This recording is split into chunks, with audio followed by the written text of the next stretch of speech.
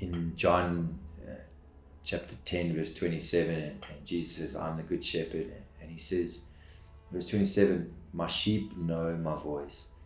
I remember someone saying that the greatest gift they've ever received in life is the ability to hear the Lord's voice.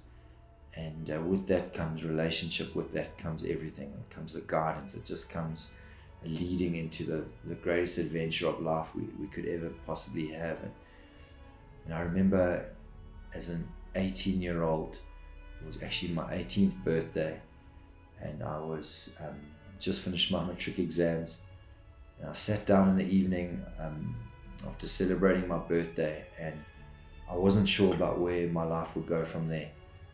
I had desires, but I wasn't sure exactly what the Lord wanted for my life, and I wasn't sure if my desires were His will.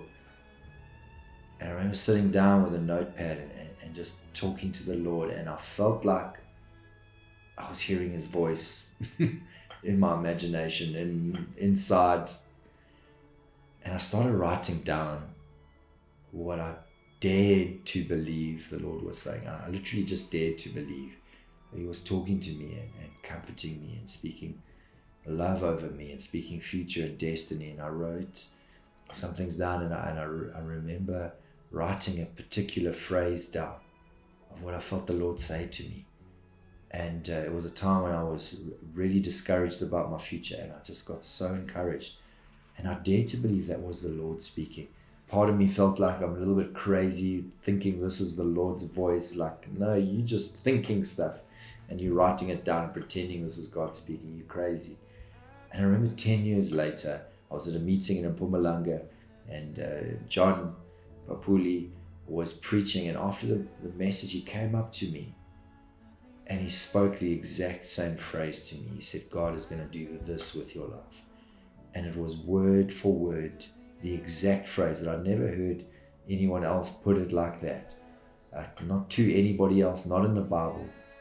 But I felt the Lord say to me as an 18-year-old, and at 28, this man came and spoke the same phrase. And it was moments like that when you just look back and, for 10 years you're daring to believe, you're hearing God's voice. And then it's such an amazing moment when you realize, I do know His voice. I've shared a story so many times where I was so discouraged in serving the Lord, and I remember complaining to a friend and on the way to a meeting and just saying, what's the point of serving the Lord? What's the point of serving Him? I mean, this happens, that happens, and that happens. And I had my 3 complaints. What's the point of serving Him when these things keep happening? And we got to the meeting and worship. Someone took the mic and they said, you say, what's the point of serving me when this happens, and this happens, and they gave my excuses. But I say, you are my treasured possession. And my situation, my circumstance didn't actually change, but everything changed. And just realizing, just hearing the voice of the Lord was all I needed. I actually didn't need the circumstance to change. I just needed to know my Father's affirmation, just saying, you're doing fine, you're on the right track, I've got you. Friends, we were made to hear our Father's voice. And I want to encourage you, it's not just for some Christians. He said, my sheep know my voice. This is for every single one of us. And I remember just, continually hearing His voice is a part of my life. And in Romans 8, Paul says, all who follow the leading of the Holy Spirit are the sons of God. All those who hear His voice and obey are the sons of God. And I hear it when I read His word. The Holy Spirit kind of brings this echo inside. My heart burns. Remember the story when they'd been with Jesus on the road to Emmaus, and they said, didn't our hearts burn like it used to burn when Jesus spoke? Friends, when His voice speaks, there's a burn to it. It burns in our heart. I've never heard His voice audibly. When I know I can hear His voice, but it's not like we hear each other. But friends, it's worth pursuing, learning to hear His voice. And it comes from seeking His voice. It comes from being desperate to hear what He's got to say. From saying, Father, speak to me. I want to hear your voice. I need to hear your voice. Your man doesn't live on bread alone, but on every word that comes out of your mouth. Because I've read the Bible and I hear nothing, but there's other times where I read the Bible and He's speaking.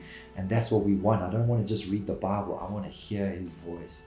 And so I want to encourage us, friends, to You can hear his voice. You can learn to hear his voice. You were made to hear his voice. And it comes from just pursuing him and going after him and saying, Lord, this is what I want. I want to know how to hear your voice. I've heard his voice so many times. I heard it when potentially we could have lost my daughter on the early morning, middle of the night when she was being born, and everything was going wrong. And yet when I asked the Lord, what's happening? Please don't let us lose her. Don't let us lose her. And I just felt him say, I got this. Everything's going to be fine. And when the little doctor pulled her out, she said, someone upstairs is looking after you. And I said, I know. And it actually went super calm, where potentially she should have lost her life. And our Lord's incredible. And with his voice comes just an extraordinary life, comes miracles, comes not what we could do if we don't hear his voice. What happens when we do hear his voice, and faith comes by hearing, and hearing his voice, his word. And when we hear him, man, we attach faith, and incredible things happen.